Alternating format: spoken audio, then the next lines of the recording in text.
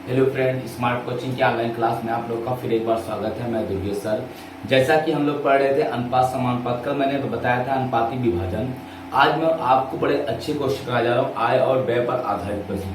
अनुपात समानुपात का ये भी एक आपका टाइप है जो आपका बहुत पूछा जाता है एग्जामों में।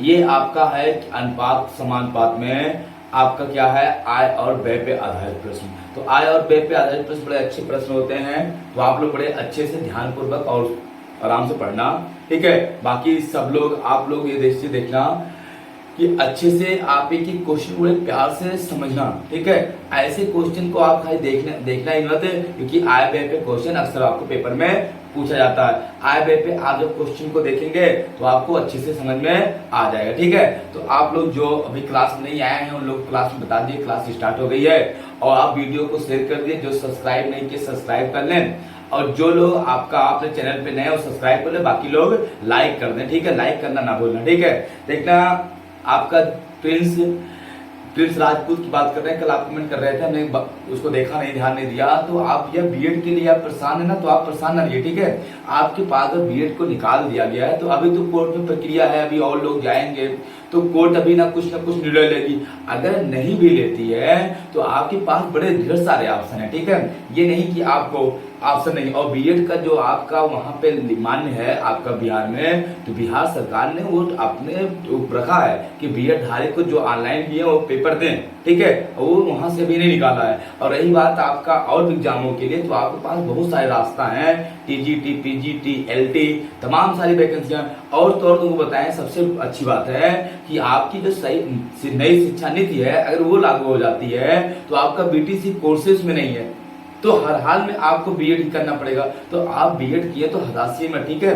क्योंकि नई शिक्षा नीति अगर लागू हो जाती है तो उसमें बीटीसी का प्रावधान है, बीटीसी के जितने भी कॉलेज हैं सबके सब बंद हो जाएंगे, ठीक है। क्योंकि उसमें बीटीसी कोर्स ही नहीं है तो बीटीसी होगा ही नहीं, ठीक है। तो सबको हर हाल में बीएड ही करना पड़ेगा। तो वो प्राइमरी के लिए भी बीएड का मान्य अपने आप हो जाएगा। तो नई शिक्षा नीति अगर लागू हो जाती है तो आप लोग हताशी में, ठीक है। सबके लिए बता रहे हैं। बाकी प्रिंस कल मैसेज कर रहे थे, कमेंट किए लाइव में, तो मैंने उसको नहीं ध्यान दे पाया पढ़ाने में। तो फिर आप भी उसको आप पेपर दे दीजिए, बिहार की तैयारी करते रहिए और आगे आपका कोई दिक्कत नहीं होगी, ठीक है। आप बीएड किए तो अच्छी बात है, ठीक है। और लोग पढ़ते क्वेश्चन चलते हैं। पहला क्वेश्चन देखना, आप लोग समझना मेरी बात को, ठीक है। बेटा पहला क्वेश्चन आपका दिया है, एक व्यक्ति अपनी मासिक आय का कुछ भाग खर्च करता है और बाकी की बचत करता है। उसके व्यय और बचत का अनुपात 61:6 है।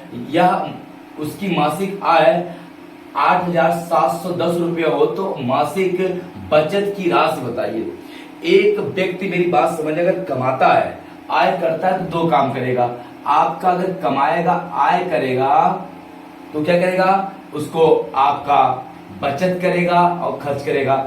खर्च करेगा पहले, और जो खर्च से बचेगा उसको क्या कर लेगा, वो बचत कर लेगा। क्या कर लेगा, बचत कर लेगा। तो कहने का मेरा मतलब ये है, आय व्यय पे पहले आप इसको समझना। आय बराबर होता है खर्च प्लस बचत, ठीक है। आय कमाएंगे तो खर्च करेंगे और आप बचत करेंगे, ठीक, कोई बात नहीं। आपसे कहा क्या है, कह रहा उसका आपका जो व्यक्ति है उसके खर्च और बचत का अनुपात 61:6। देखना, जो खर्च दिया है, खर्च और बचत का जो अनुपात है वो 61:6 है। तो उसकी आय कितनी होगी, आय कितनी होगी, 67 हो जाएगी। आय कितनी हो जाएगी, 67। अब कह रहा है यदि उसकी मासिक आय 8710 हो, ठीक है, तो 8,710 उसकी आय है। तो आय 8,710 है कितना, 87 रेशियो शो कर रहा है 8,710 को। ये देखना रेशियो मान लेते हैं, या ये रेशियो, ये रेशियो, ये रेशियो। आपका पूछा क्या है, कह रहा तो उसकी मासिक बचत आपका 6 रेशियो है, एक आपका 67 हो गया। तो आप भाग दे देंगे यहाँ पे 67 आपका आएगा 1, ठीक है। और आपका बचा कितना यहाँ पे 20, ठीक है।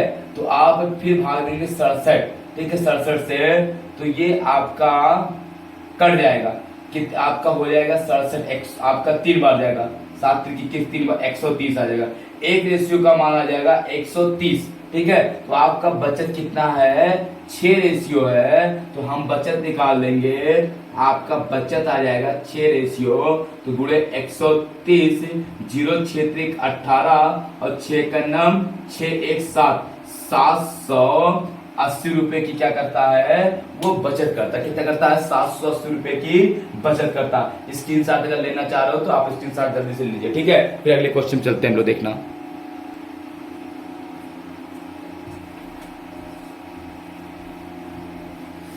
अगले क्वेश्चन तरफ बढ़ते हैं।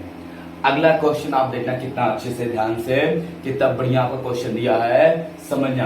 क्वेश्चन अगला दिया है आपका, कह रहा है एक परिवार की मासिक आय और व्यय का अनुपात 10 अनुपात के साथ है। यदि उस परिवार का व्यय 10,500 रुपए है तो उसकी बचत बताइए।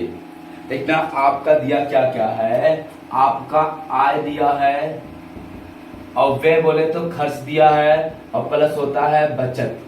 आपका आय दिया 10, खर्च दिया है कितना, आपका खर्च दिया है 7, तो बचत कितना हो जाएगा आपका 3 अपने आप हो जाएगा। अरे हम 10 कमाते हैं, 7 खर्च करेंगे तो 3 बचाएंगे ही, तो इसको दिया नहीं लेकिन अपने आप निकल जाएगा। हमके 10 रुपए हमने कमाया, 7 बचाया, खर्च किया, बचा कितना 3, तो 10 रेशियो कमाया, 7 रेशियो व्यय किया और 3 रेशियो बचत किया। अब आपका आय दिया है 10,500, आय आपका दिया कितना है 10,500 है कितना 10 रेशियो, तो 10 रेशियो शो कर रहा है 10,500 को 1 रेशियो शो करेगा आपका 1,050 को, कितने को 1,050 को। अब देखना फिर मेरी बात समझना, बचत पूछा गुणा कर देंगे 1,050 से, 0 5 3 15 और 3 1 3 कितना आ जाएगा 3150 आपका आंसर हो जाएगा। कितना हो जाएगा आपका 3150 आपका आंसर हो जाएगा, सही है ना। कितना आएगा आपका 3150 आपका आंसर हो जाएगा, देख लेना, ठीक है। वो आपका यहाँ पे आय दिया है 10,000, ठीक है, हमने खर्च बोल दिया था। और अगला क्वेश्चन देखते हैं बेटा इसको, चलो देखना। अगला क्वेश्चन कितना बढ़िया दिया है, समझना। अगला क्वेश्चन दिया देखो, कुछ नहीं वही सेम है। कह रहा एक परिवार की आय एवं व्यय का अनुपात 10 अनुपात के साथ है। यदि उस परिवार का व्यय आपका 10,500 हो तो उसकी बचत बताइए। अब की बार व्यय दिया, उसके बाद पहले आय दिया था, हमने व्यय बताया था। देखना यहाँ पे समझना, आय वही है, देखो आय यहाँ पे है बराबर व्यय प्लस बचत हो गया। आय कितना है 10, व्यय कितना है 7, बचत कितना हो जाएगा 3, 10 रेशियो 7 रेशियो 3 रेशियो। इसके पहले आपका आय दिया था, अब की बार वही क्या कह दिया है कि यह व्यय है कितना 10,500, व्यय कितना है 7 रेशियो बराबर 10,500, 7 का नाम 7, 7 7 बचे 35, कितना आ जाएगा आपका 1500। अब की बार बचत पूछा है तो 1500 से गुणा कर देंगे, 15 तिया 4500 आपका आंसर हो जाएगा। कितना आ जाएगा 4500 आपका क्या हो जाएगा आंसर हो जाएगा। सिंपल सी बात है, आय 10 व्यय 7 बचत 3, तो आपका यहाँ पे व्यय अब की बार दिया, यही अब की पहले बचत खर्च बोला था, आज आय बोला था। अब की बार ये व्यय कितना 10,500, तो व्यय है कितना 7 रेशियो 100 करा 10,500 को, 1 रेशियो 1500 को, तो व्यय बचत कितना होगा 15 या 4500 हो जाएगा। वो दिक्कत, कितना बढ़िया क्वेश्चन है आपका, ठीक है। चलो और अगले क्वेश्चन तरफ बढ़ते हैं, आप पढ़ाई करते रहना, अच्छे से पढ़ते रहना। और क्वेश्चन को देखते हैं, अगले क्वेश्चन समझना इसको। अगला क्वेश्चन देखना दिया क्या है, कितना बढ़िया क्वेश्चन दिया है। राहुल अपनी आय का कुछ भाग खर्च करता है तथा शेष भाग बचाता है, तो ठीक है। उसकी व्यय तथा बचत का अनुपात 6:1 है। यदि राहुल की आय 4200 रुपए है तो उसका व्यय कितना है। देखना राहुल का आपका यही होगा, ये तो सूत्र में लिख दिया आय व्यय, तो ये आय बराबर आपका आय बराबर होगा खर्च या व्यय प्लस आपका बचत। आपका खर्च कितना है 6, खर्च कितना 6, बचत कितना 1 और टोटल कितना है 7। ये 7 रेशियो 6 रेशियो 1 रेशियो। कह रहा उसकी आय, आय दिया कितना है 4200, कितना दिया है 42,000 सॉरी, तो 7 रेशियो शो कर रहा है 42,000 को 7 6 42, एक रेशियो शो कर रहा 6000 को। तो क्या पूछा है, कह रहा उसका खर्च निकालेंगे तो 6000 छछुआ के 36,000, कितना आ जाएगा आपका 36,000 आंसर जाएगा। कितना जाएगा आपका 36,000 उसका खर्चा आ जाएगा। कोई दिक्कत किसी को? चलो नोट कर लो, स्क्रीनशॉट ले जल्दी करो। चलो बेटा इसको देखना, अगले क्वेश्चन चलते हैं। अगला क्वेश्चन देने कितना बढ़िया समझना।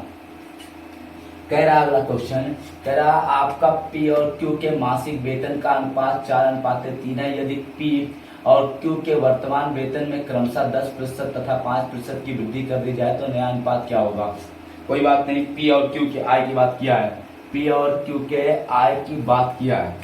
ये हो गया पी और क्यू का आय दिया है, आय कितना दिया है आपका 4:3। कह रहा है इसके 10%, आपका देखना 4 का 10% मतलब 110/100, 10% वृद्धि तो 10% वृद्धि मतलब 110/100। कह रहा फिर उसके दूसरे वाले में 5% वृद्धि, आपका 3 गुणे 105/100, 100 से 100 कैंसिल, 5 से काट लो, 5 दूनी 10, 5 दूनी 10 और 5 दूनी 10, 5 इक्यानम 5, ये हो जाएगा आपका 4 दूनी 8 और 4 दूनी 8 88 और ये हो जाएगा कितना 23:63। कितना जाएगा आपका 88:63 आपका 63 क्या हो जाएगा आंसर हो जाएगा। पी और क्यू के आय में 88:63 का अनुपात हो जाएगा। जब पी का 10% बढ़ जाएगा और क्यू का 5% बढ़ जाएगा तो आएगा 88:63 आपका आंसर क्या हो जाएगा 88:63 हो गया। मिटाएं, चलो अगले क्वेश्चन चलते हैं।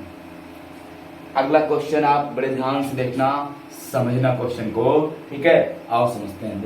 देखना प्रैक्टिस का क्वेश्चन जो है आपके टेस्ट का है वो कल संडे है, कल मैं पूरा एक वीडियो पे आपका एक क्लास में पूरे क्वेश्चन को सॉल्व कराऊंगा, ठीक है। आपका जो भी है प्रैक्टिस कराऊंगा, ठीक है, एक वीडियो में। आओ समझते हैं मेरी बात। देखना अगला क्वेश्चन, यह एबीसी के वेतन का अनुपात क्रमशः 2:3:5 है। यदि उनके वेतन में क्रमशः 15%, 10% और 20% की वृद्धि हुई तो वेतन का नया अनुपात क्रमशः क्या होगा? ठीक है, आओ समझते हैं। देखना ए बी सी का वेतन आय कितना है आपका दिया है 2 3 5 2 3 5। अब क्या होगा, 2 में कितने की वृद्धि हुई है 10 की 110/100। दूसरे में 3 गुणे 100 पहले 15 है 115 गुणे 110/100 फिर 105 गुणे 120/100। 100 से 100 सब कट गया, 0 से 0 नहीं कटेगा, सॉरी 0 रहने देना। ये हो गया 5 से कटेगा 5 दूनी 10 5 तिहाई 15 5 दूनी 10 5 दूनी 10 5 दूनी 10 5 चौक 20। 2 से कटेगा 2 एकम 2 11 और 2 12, ये 23 आएगा। 11 तिहाई 33 हो जाएगा और 12 पंचे 60 हो जाएगा। यही क्या हो जाएगा नया अनुपात हो जाएगा कितना 23:33:60 का अनुपात आपका हो जाएगा। कोई दिक्कत किसी को नहीं ना? अब तो दिक्कत नहीं होनी चाहिए किसी को। मिटाएं, चलो और समझते हैं। मिटा रहे हैं, देखना अगला क्वेश्चन समझते हैं। बेटा अगला क्वेश्चन क्या दिया आपका उसको देखते हैं। अगला क्वेश्चन थोड़ा सा आपका अलग है। कहा क्या है, कह रहा है यदि आपका P तथा Q की आय 4:7 के अनुपात में है तथा उनके व्यय में 3:7 का अनुपात है। यदि 10,000 रुपए यदि P 10,000 की बचत करता है, Q 7,000 की बचत करता है तो P की आय क्या होगी? कोई बात नहीं, P के आय का अनुपात दिया है, देखना P सही समझना, P और Q दिख रहा है यहाँ पे, P और Q के आय का अनुपात दिया है। आय का अनुपात दिया है कितना आपका दिया 4:7। फिर आपका इनके P Q के खर्च का अनुपात दिया है, P और Q के किसका खर्च का अनुपात दिया है कितना आपका 3:7। और बचत प्रत्येक बचत बोला है आपका 7,000 और 10,000। इसकी आय मान लो 4x, इसकी 3x। आपका देखना अगर आय 4x कमाता है और 10,000, देखना हम बता रहे तुमको, अगर ये आय बराबर खर्च प्लस आपका बचत होता है। आय बराबर क्या होता है आपका? खर्च प्लस बचत होता है। आय बराबर क्या होता है? खर्च प्लस बचत होता है। तो आपका अगर आय में से बचत घटा दें तो क्या आ जाएगा? खर्च आ जाएगा। तो ए की इसकी आय कितनी? पी की 4x है और क्यू की 7x है। इसकी बचत 10,000 घटा दो, 10,000 घटा दो और इसकी 7,000 है, घटा दो। अनुपात क्या खर्च आ जाएगा? 3/7 आ जाएगा। 3/7 यही मेन इसका समीकरण था। हम फिर से समझा दे रहे हैं। देखा, पी क्यू के आय का अनुपात दिया है, खर्च का अनुपात दिया है। आय मान लिया 4x, क्यू और पी क्यू की आय मान लिया 7x। आय बराबर खर्च प्लस बचत होता है। तो आय माइनस आपका आय में से बचत घटा देंगे जब, तो हमारा खर्च आ जाएगा। आय कितना? पी की आय 4x है, क्यू की आय आपका 7x है। 4x में से 10,000 जाएगा, 7x में से 7,000 जाएगा, तो आपका 3/7 हो जाएगा। इसका गुणा इधर कर लेंगे, इसका गुणा इधर कर लेंगे। अब समझना यहाँ पे, ये हो जाएगा 7 चौक 28x माइनस 7 70,000 बराबर, ये हो जाएगा 7 त्रिक 21x माइनस 7 त्रिक 21,000।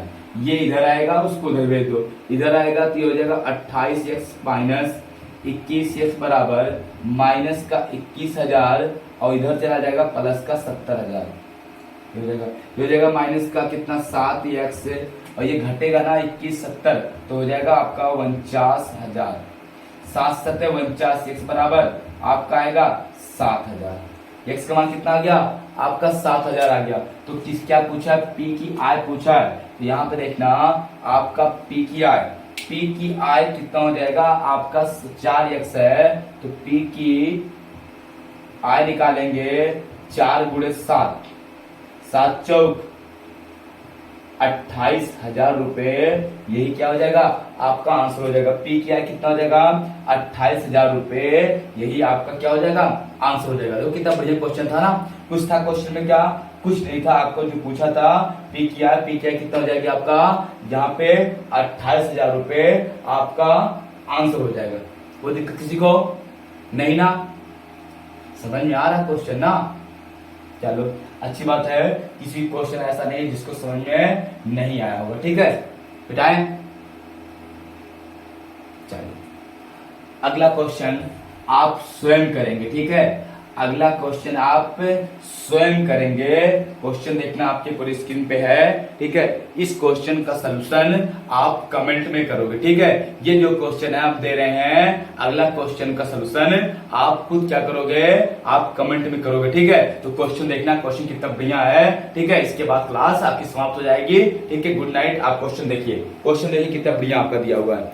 इस क्वेश्चन को आप स्वयं करेंगे। ठीक है, ये क्वेश्चन आपको स्वयं करना। ठीक है, ए बी आपका कहा है, ए और बी की मासिक आय 8:5 के अनुपात में है, जबकि उसका मासिक खर्च 5:3 के अनुपात में है। यदि उन्होंने क्रमशः 12,000 और 10,000 रुपए की मासिक बचत की हो तो उनकी मासिक आय में अंतर कितना होगा?